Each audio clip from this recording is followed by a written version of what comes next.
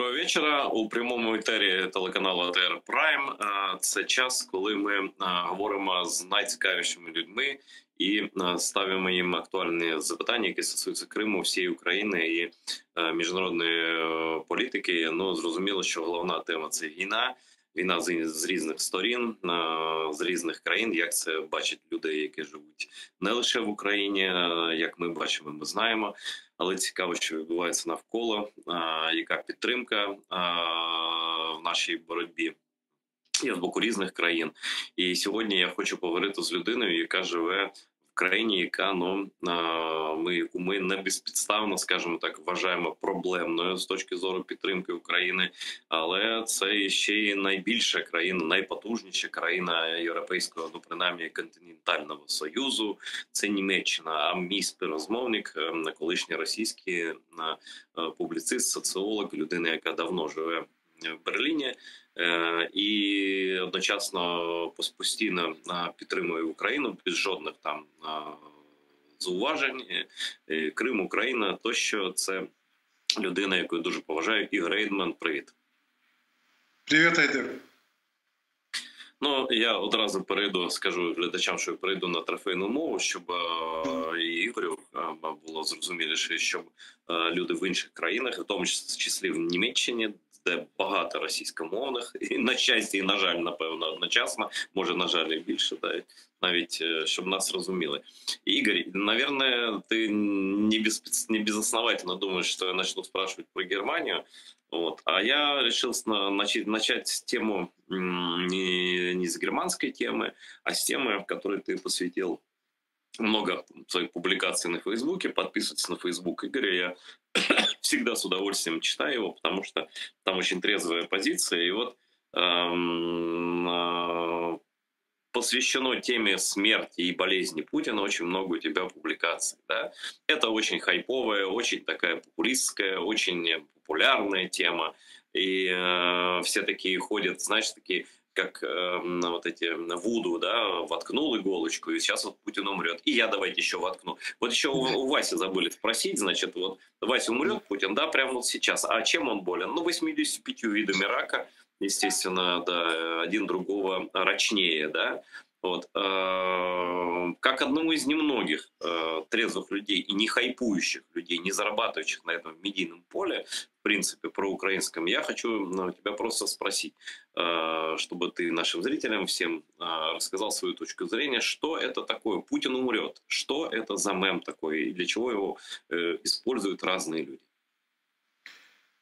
Это не такая уж безопасная игра, да, это было бы как бы, если бы это просто было, знаешь, выдавать желаемое за действительное. Все люди так просто склонны к тому, чтобы выдавать желаемое за действительное. А так как я не преувеличиваю, миллионы, я думаю, даже десятки или сотни миллионов людей во всем мире просто мечтают, чтобы эта скотина наконец околела, да, и то поэтому это могло бы быть вот такая вот история про то, что люди просто вот стараются, что называется, будущее желаемое приблизить и, по крайней мере, приблизить в своих мечтах, в своих постах, статьях и прочее. Но, к сожалению, я думаю, что это не такая безобидная история, а мы имеем дело с типичной информационной спецоперацией в худших чекистских гибистских целях. Сейчас я поясню немножко, для чего вообще эта спецоперация нужна.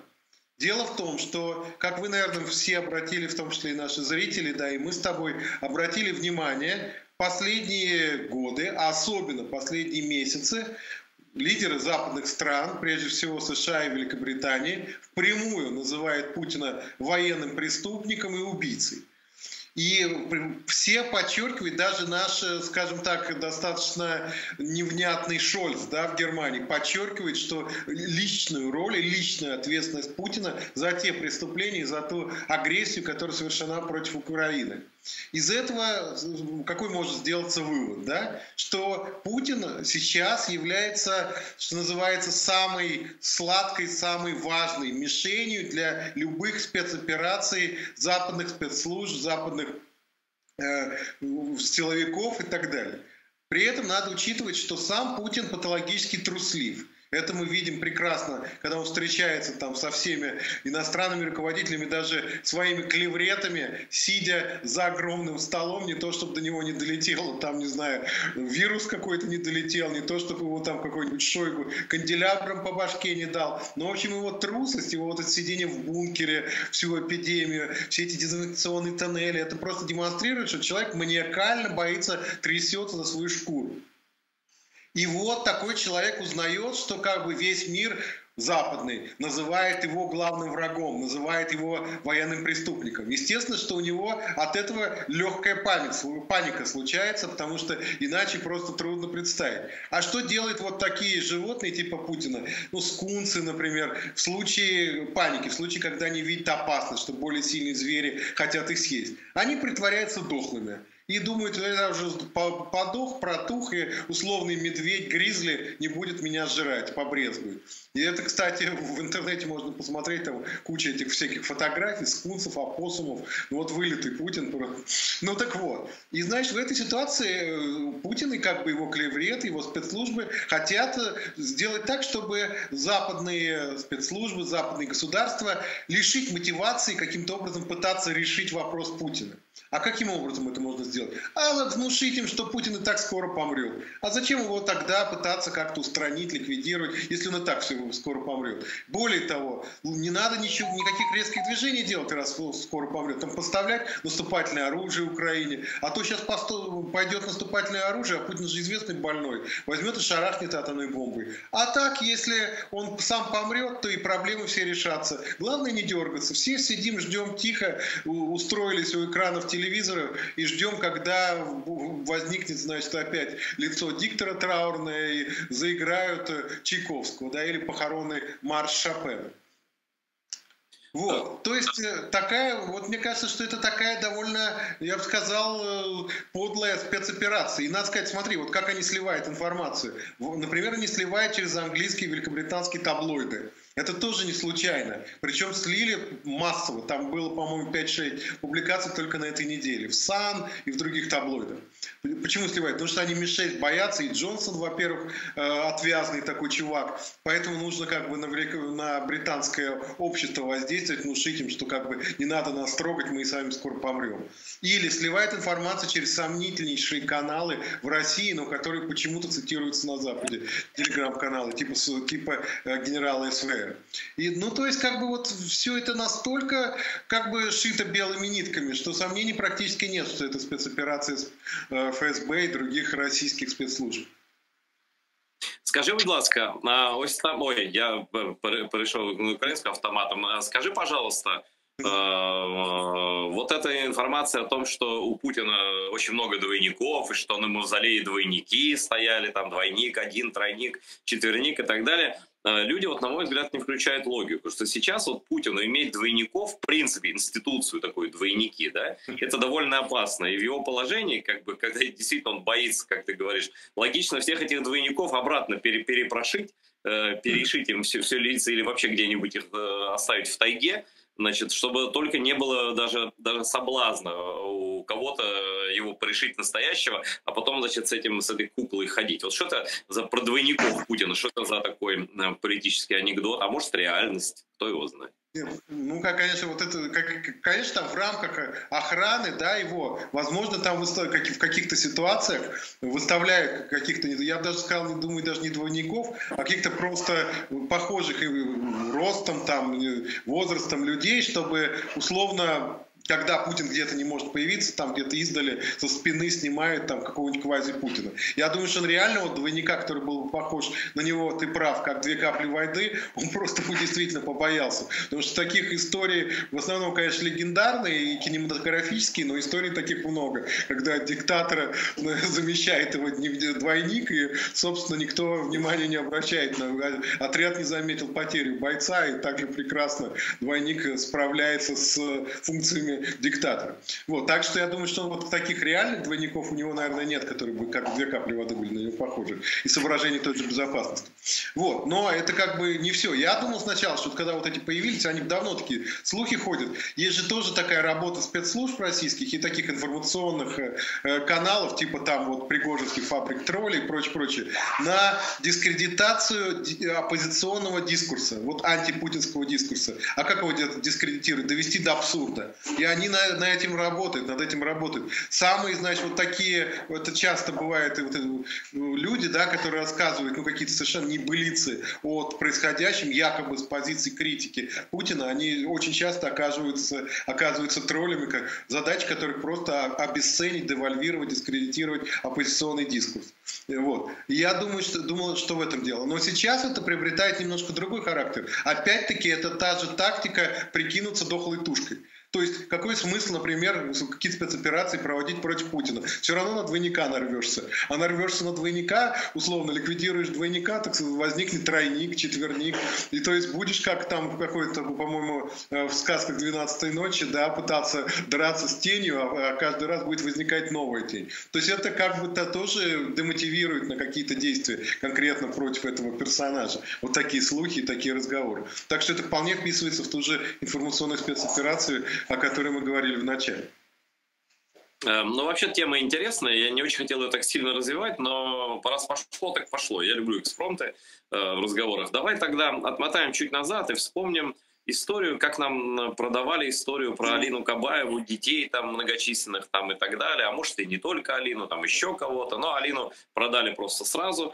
Я помню, как для этого даже создали специальную газету. ФСБшник там какой-то создал газету, чтобы один номер они опубликовали с информацией про Алину Кабаеву, значит, как значит, любимую женщину фюрера, а потом ее закрыли, эту газету, и это все закончилось. Но всем другим там они запрещали даже намекать на семейное положение Путина, и все, что мы знаем про него достоверно, это его две взрослых дочери, да, но потом развод, как бы эта линия отрезана.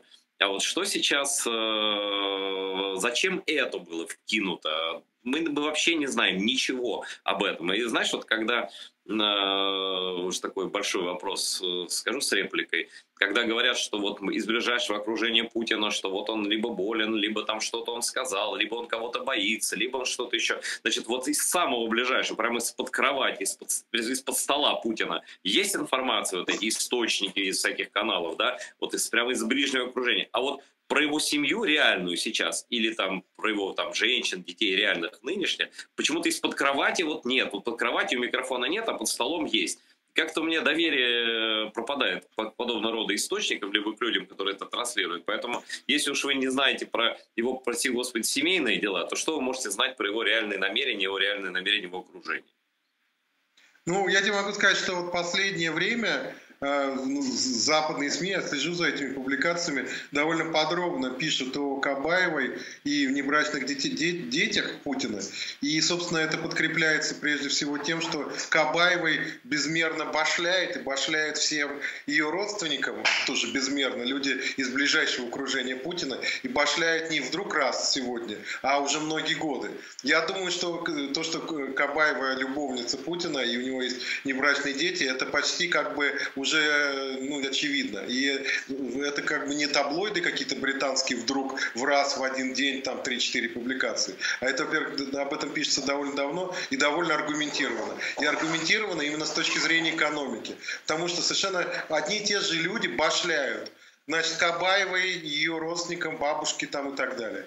Значит, дочкам Путина через различные их фонды. Значит, другим любовницам бывшим Путина, типа этой Кривоногих. Это одни и те же люди, это известно, там Ковальчуки, то есть Юрий Ковальчук, прежде всего, там, ну и так далее. Другой ближайший к Ротенберге и другие ближайшие к Путину люди. Так что я думаю, что это не слив и не деза. И, в принципе, это более не менее уже, ну, скажем так, не в деталях, но довольно хорошо проработанная тема. И о том, что у него родился сначала ребенок в Швейцарии, потом о двух братьях-близнецах, которые родились в Москве, это довольно хорошо проработанная тема. Я знаю, тоже есть такая версия, что типа это истинные его какие-то перверсионные пристрастия скрывает. Я думаю, что если у него есть перверсионные пристрастия, что вполне вероятно, он же строит из себя какого-то там императора римского, можно сказать.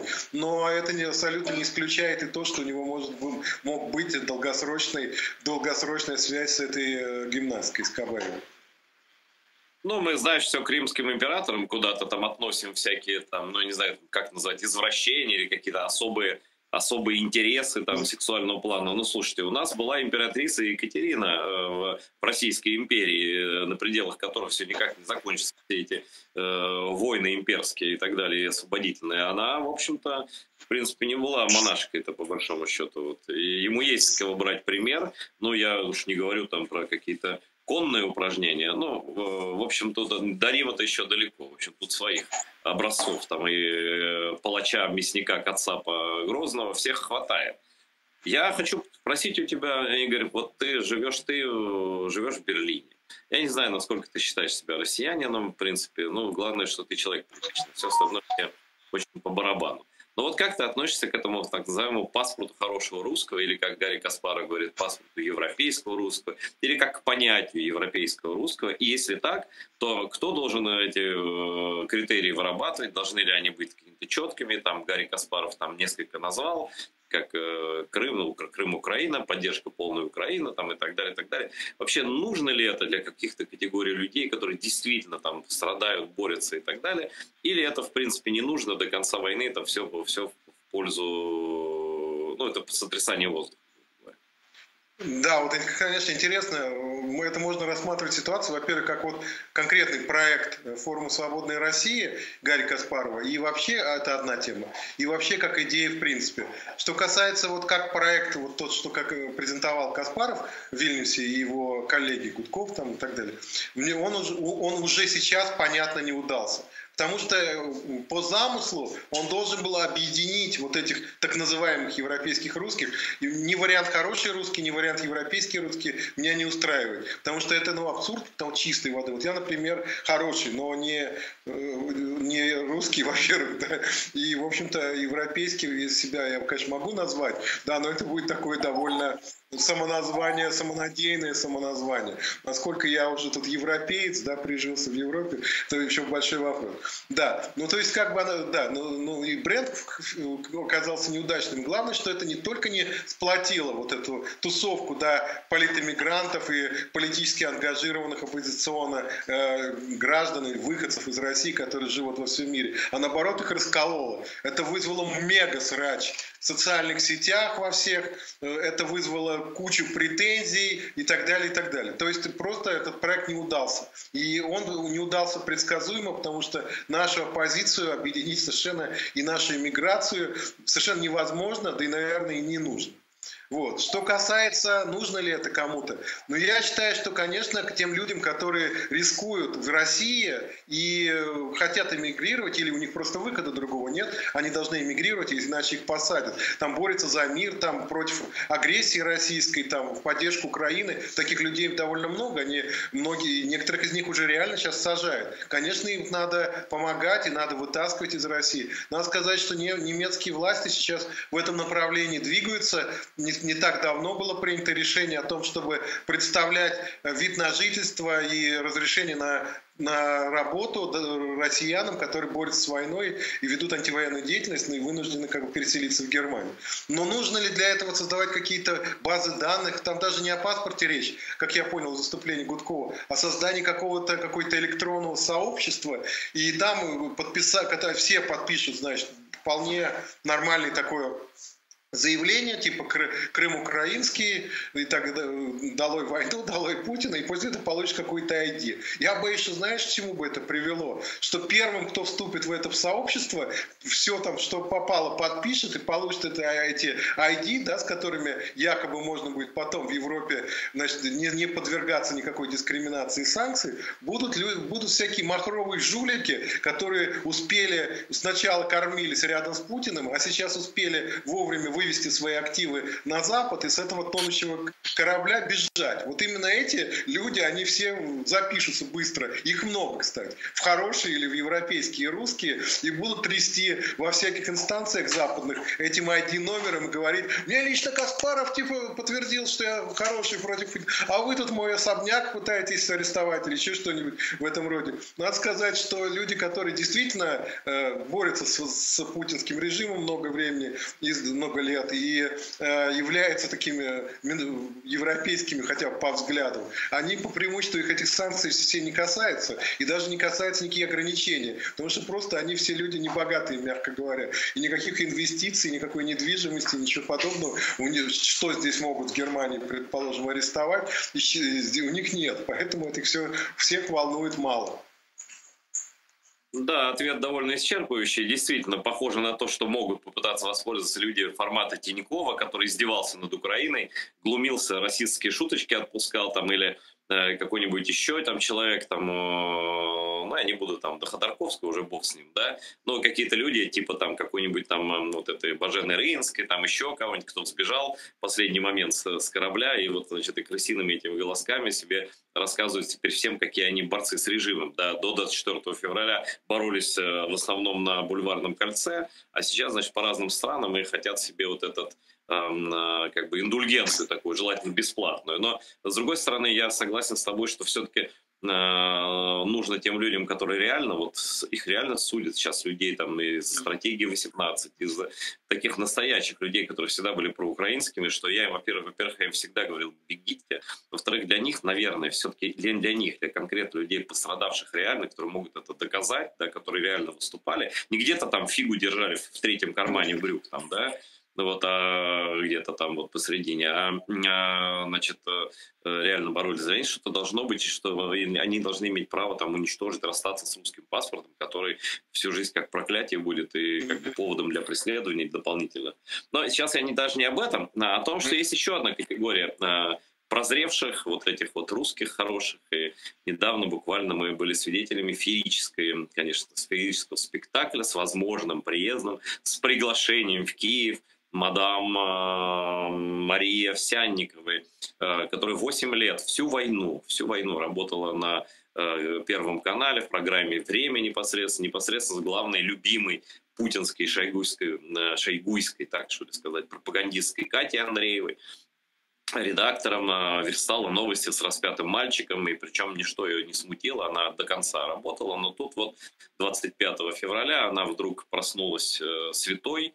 Ну, бывает, такие случаи были, конечно, описаны в каких-то там религиозных книгах, но вот в жизни мы такого не видели. И вдруг она выходит с плакатом «Нет войне», что-то там пляшет, скачет, Катя Андреева так устала, как по сценарию, выдерживает паузу, значит, потом она выходит, ну, предположим, даже она там страшный подвиг совершила, и вдруг она получает какой-то там ничтожный штраф какой-то и абсолютно спокойно выезжает за границу, трудоустраивается в немецкое издание Die Welt, не знаю, насколько оно там популярное.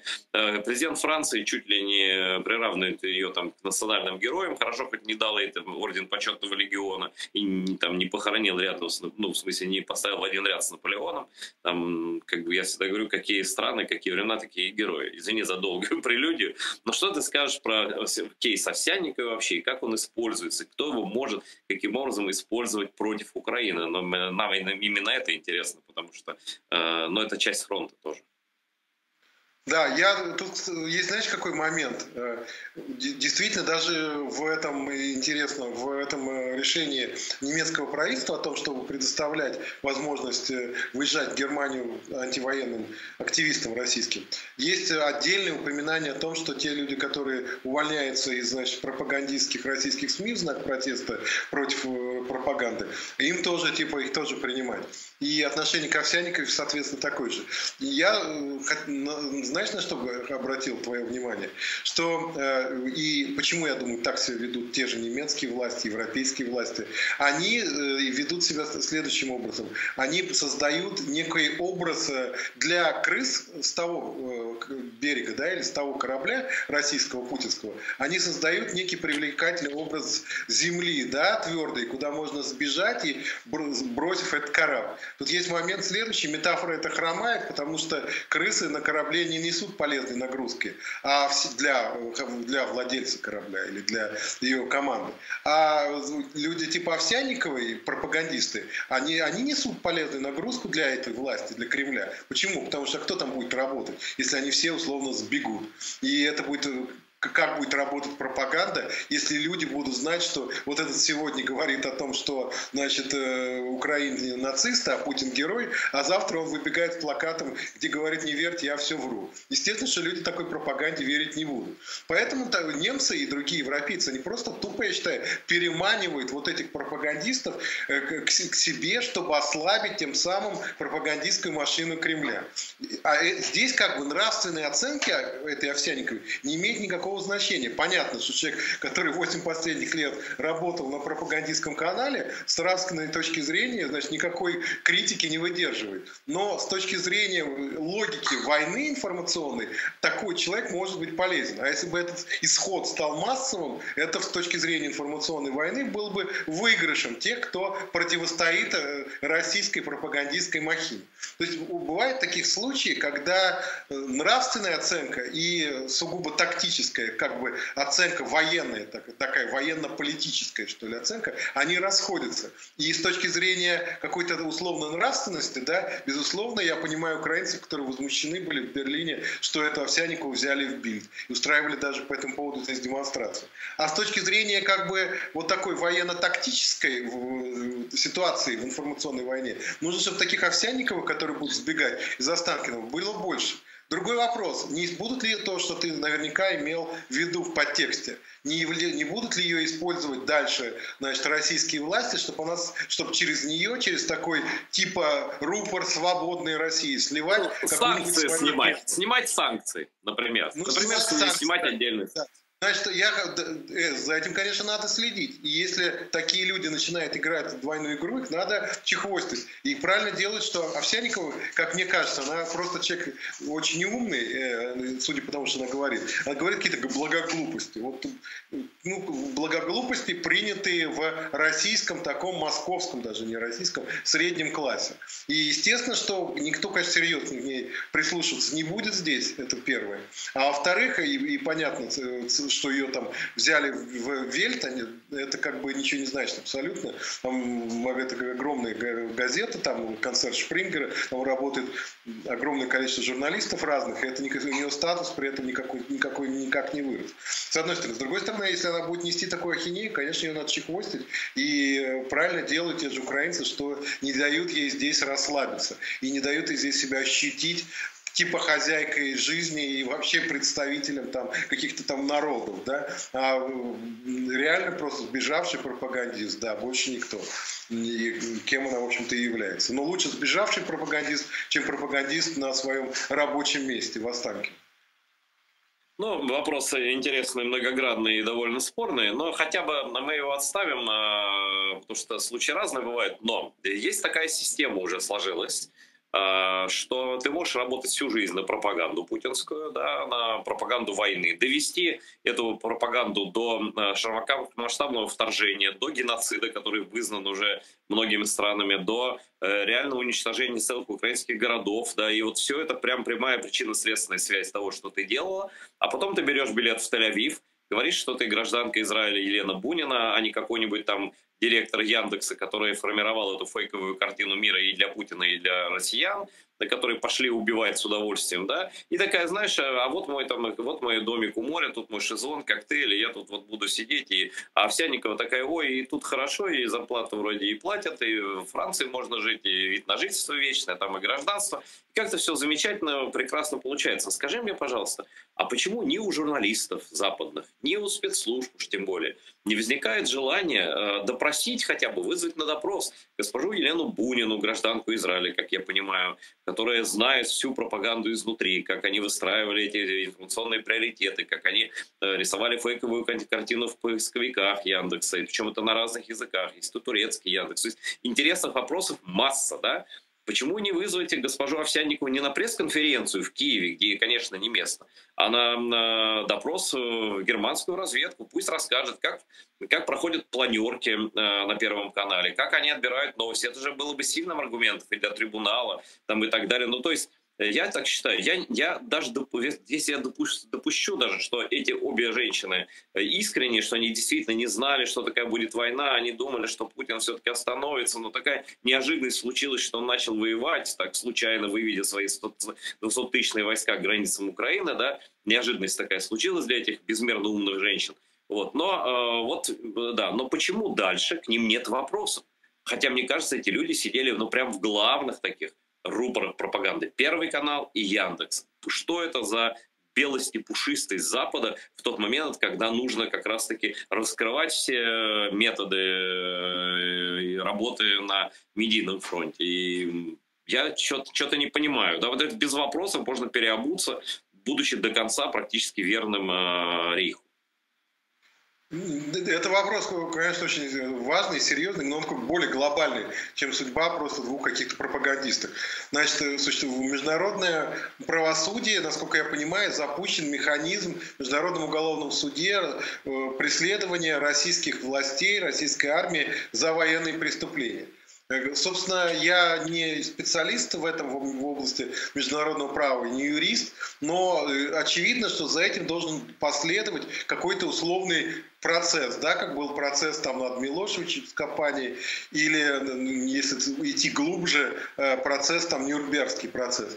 И в рамках этого преследования преступного российского режима за его преступления может быть и должен быть отдельная тема – это пропаганда. Преследование пропагандистов. Если мне память не изменяет, в Руанде вот это знаменитое радио там скольких-то 5, что ли, холмов, его владелец, по-моему, сел там надолго, по-моему, на пожизненное заключение. Тоже по приговору Международного суда. Безусловно, этих всех пропагандистов надо чехвостить.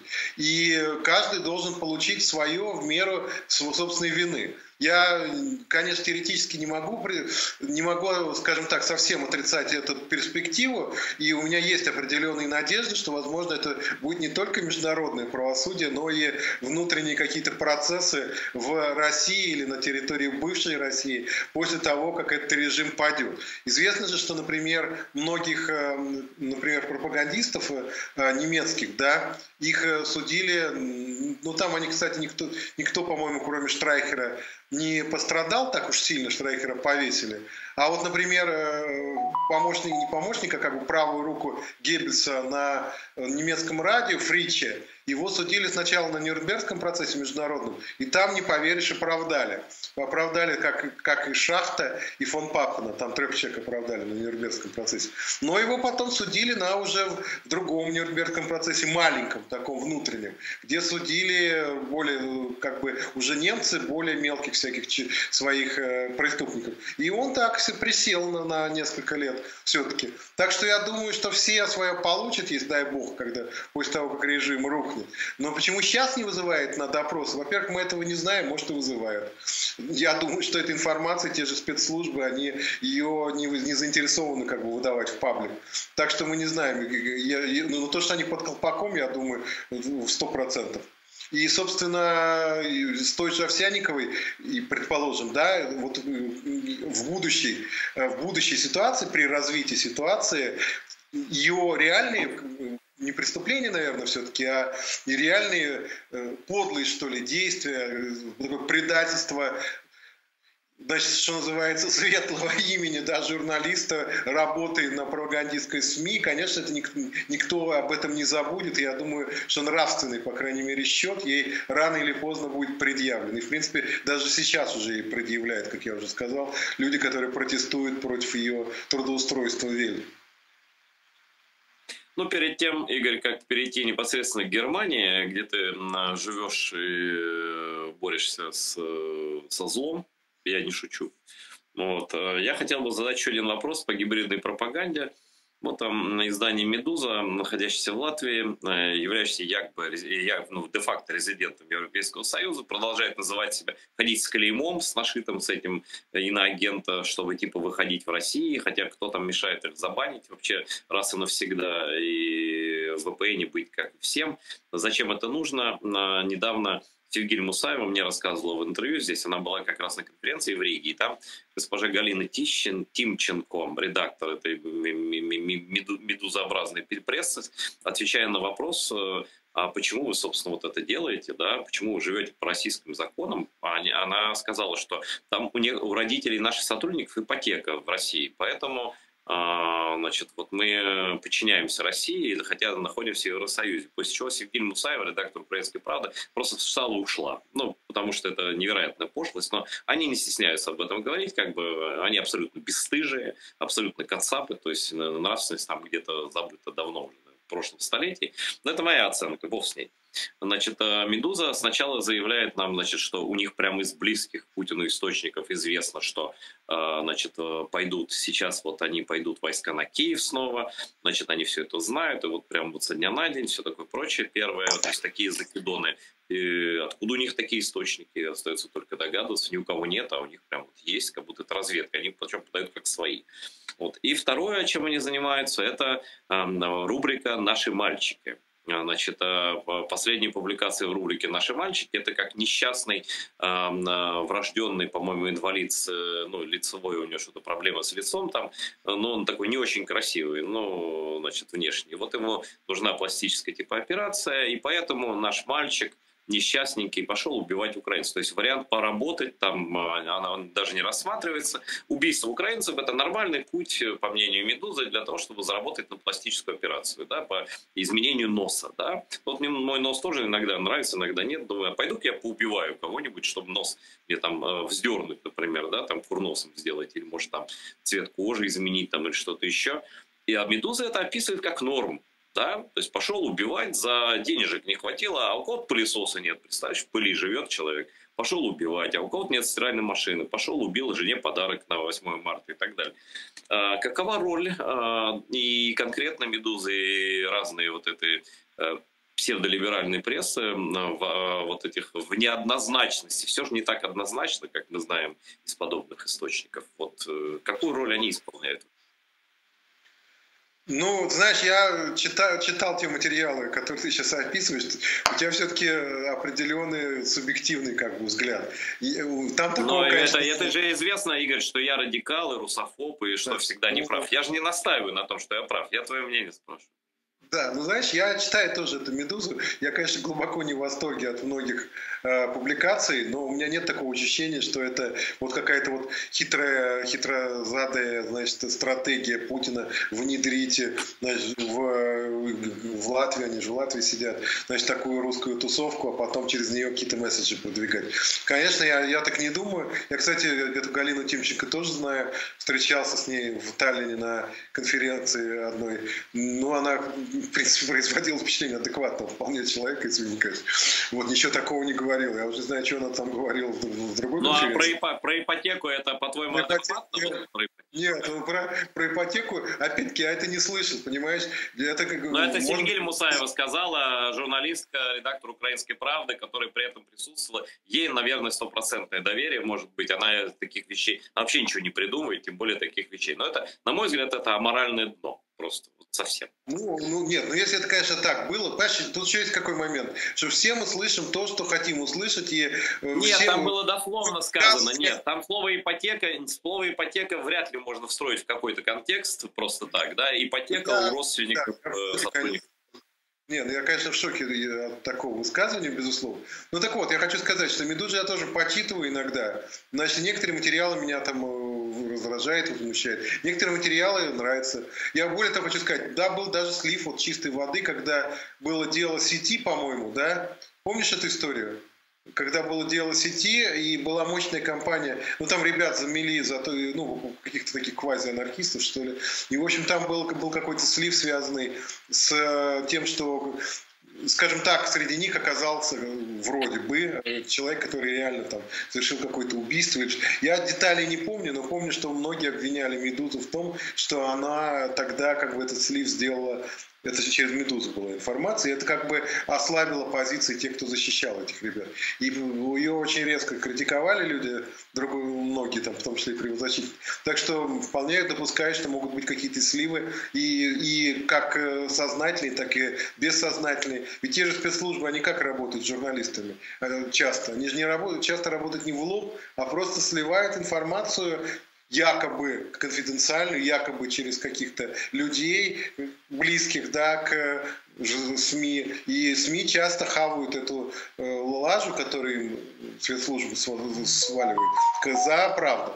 Такой тоже вариант может быть. Вот искал прокид. Может, это вброс был какой-то со стороны спецслужб. Вот, например, был же вброс, постоянный вброс. Сейчас Беларусь нападет на Украину. Сейчас Беларусь нападет на Украину. И я общаюсь с моими белорусскими друзьями в Берлине. Они говорят, нет, не нападет Беларусь одна на Украину. У нее нету просто физических военных сил для того, чтобы наступать на Украину.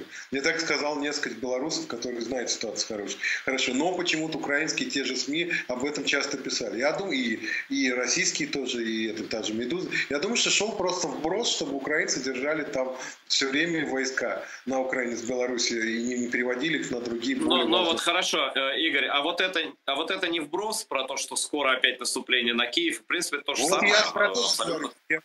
Да, вот я про то же говорю, это тоже похоже на вброс. Именно поэтому я про Беларусь вспомнил. Это тоже похоже на вброс. Но я не думаю, Айдар, что это какой-то заговор, что их там, вот эту Тимченко с компанией, значит, туда внедрили как этих каких-то там 300 спартанцев или там, я не знаю, какой-то троянского коня какого-то ввели, значит, в Латвию, чтобы потом через них какую-то вести свою хитро-мудрую пропаганду.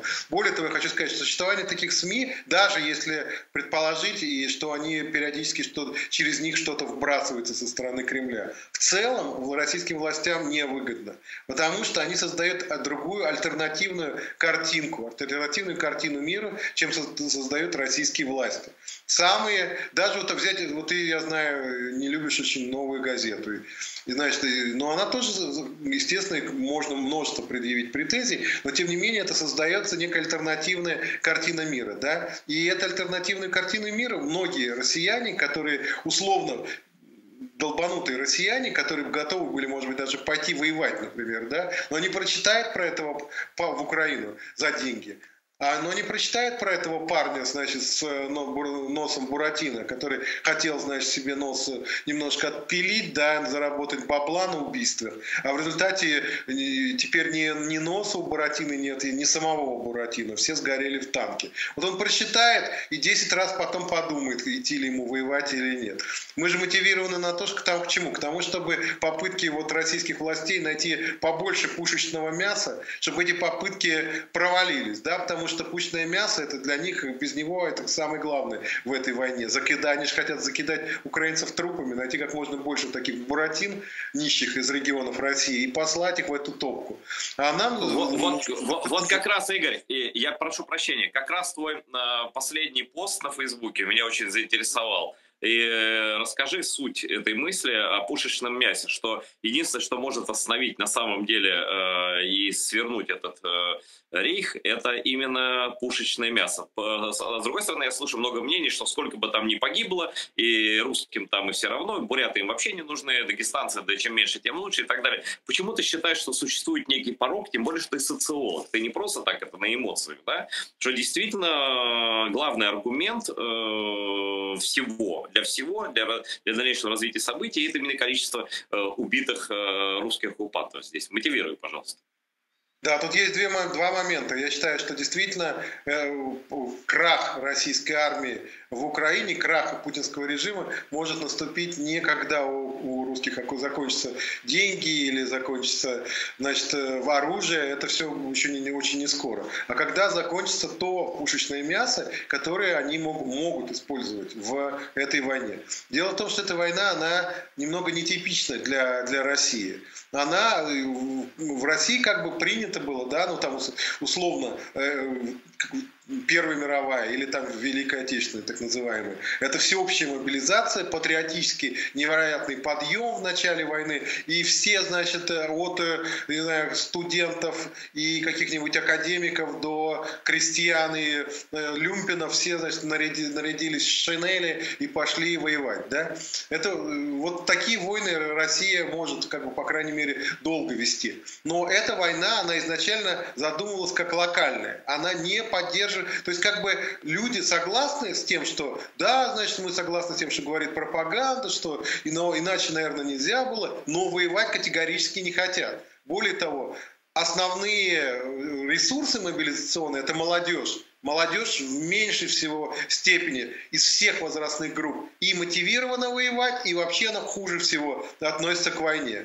По всяким социологическим исследованиям независимым, типа тех, которые делает Конева, есть, то есть большинство людей до 30 лет, они не приветствуют, они являются противниками вот этой так называемой спецоперации. То есть приходится что делать? Приходится просто нанимать ландснехтов, нанимать пушечное мясо. Нанимать, где это возможно сделать? Не так очень большой резервуар этого пушечного мяса. Это российская глубинка и депрессивные регионы. Как мы видим, да, в Москву рабы вообще не приходят практически, контрактников. Они приходят в основном в жуткую глубинку. И там как бы есть определенное количество молодых людей, которые готовы продать свою шкуру за несколько тысяч долларов. Но их не так много. Во-первых, потому что в этой глубинке и этих депрессивных регионах живет не так много людей. А во-вторых, там такого качества человеческий материал живет, что не каждого просто обучишь, чтобы он из автоматов стрелял, еще в цель попадал. Понимаешь? То есть этот ресурс, он ограничен, во-первых, и во-вторых, он очень низкого качества. Он абсолютно идейно не мотивирован, у него низкий боевой дух какой-то, он просто морально разлагается просто на глазах. И я думаю, что вот это моральное разложение, при отсутствии ресурсов достаточных, моральное разложение вот того человеческого материала, да, и так слегка гниловатого, мягко говоря, который они уже туда послали, вот это моральное разложение в какой-то момент достигнет апогея, и эти буратины, да, которые себе носы хотят за счет крови, пролитой им в Украине, поправить, они просто побегут. И заменить этих буратин неким будет. Потому что условные москвичи и петербуржцы, они не пойдут воевать за эти деньги. А если их просто начнут, как это делается в ДНР, НЛР, хватать просто на улицах и запихивать пинками в военкоматы, политическая, то есть стабильность этого режима на этом закончится политической. Потому что это вызовет множественное недовольство и этой войной, и этим режимом, и вся эта патриотическая мобилизация, которая шла под флагом того, что мы ведем спецоперацию, немасштабную войну, и обывателю на ухо шепчется: ты смотри телевизор, тебя это не коснется,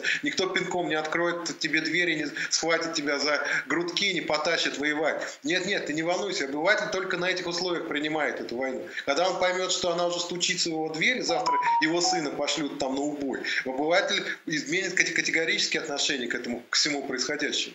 И, в общем, как я уже сказал, если они начнут всеобщую мобилизацию, это только ускорит крах этого режима. Это только инициирует, усилит, вернее, инициирует действительно конфликты этого режима со своей базовой аудиторией целевой, с обывателями российскими. Поэтому я вижу действительно именно ограниченные ресурсы у путинских властей, у российской армии в Украине. Ограниченные человеческие ресурсы. Ігор, ну і наприкінці, як у нас кажуть, в конце программы уже остается у нас 3 минуты с тобой, учитывая, ты когда будешь отвечать. Конечно, хочу спросить про Шольца. Ну, во-первых, Германия уже в глазах всех соседей, ну, может, кроме французов, выглядит просто позорищем, с задержками поставок оружия и так далее. Реально стыдно просто даже смотреть на это, что говорят британцы, шведы, те же про них. Ну, позор. Позор можно не замечать, но это факт просто такой как бы стыдобище первое. И второе, вот эта история про Шольца, про компанию, которую он, будучи министром финансов, там типа крышевал, потом документы, которые уехали вместе с гендиректором в Москву почему-то, да, и вот это странное очень поведение Шольца, даже на фоне единогласного, там, ну, не единогласного, но единой позиции Бундестага про поставки оружия, что это за фигня, и когда это все прекратится, когда Германия начнет реально помогать Украине? 2 минуты. Да, ну, конечно, Шольц здесь совершенно отвратительно себя ведет, что называется, тянет резину. Это все напоминает, знаешь, когда ты с каким-то делом, чувствуя свою правоту, идешь к чиновнику, а он тебе говорит: да-да-да, конечно, вы правы абсолютно, мы вам поможем, да, ну приходите на следующий день. И так вот эта такая бюрократическая динамо с этим оружием возмутительная, она продолжается. Единственное, что я хочу сказать, что я, конечно, не верю, что Гбуха или кто-то держит Шольца, что называется, за причины и места в связи с этим делом. И более того, хочу сказать, источники, которые информацию эту сливают, не будем называть их пофамильно, вызывает у меня сильное недоверие. Поэтому ничего такого, кстати, в нормальной немецкой прессе нет. Значит, я думаю, что не в этом дело, а дело в том, что просто Шольц немецкий, типичный немецкий бюрократ, очень осторожный, на грани трусости. И в этом вся проблема. Но я надеюсь, что общественное мнение, партнеры по коалиции в лице зеленых и либералов, Бундестаг все-таки не даст ему резвиться тут и уже явно заставляет его идти на уступки и проконтролирует, чтобы он эти свои вербальные уступки реализовал в реальное оружие, поставленное в обозримые сроки. Спасибо тебе, Игорь, за то, насколько ты подробно и действительно очень интересно, особенно в части пушечного мяса, все разложил. Подписывайтесь на Игоря, он действительно честный и абсолютно непредвзятый человек. Это был Игорь Эйдман из Берлина, мой друг, товарищ, брат и человек, который всегда поддерживал Украину, продолжает это делать и будет делать всегда. Благодарю Ігоря. Вас, уважаємо шановні глядачі телеканалу ОТР, я вам дякую за постійну підтримку, за те, що стаєте донорами на Ютубі, на Патреоні. Це, знаєте, будь-яка допомога зараз, вона важлива. Я вдячний вам за те, що ви допомагаєте нам воювати на медійному фронті. І цей фронт, як ми бачимо, в тому числі з кожної бесіди тут, це дуже важлива ділянка фронту, на якій там кацапи намагаються воювати дуже активно і не припиняють своїх зусиль з брехні, скажімо коротко. Дякую вам. До нових зустрічей.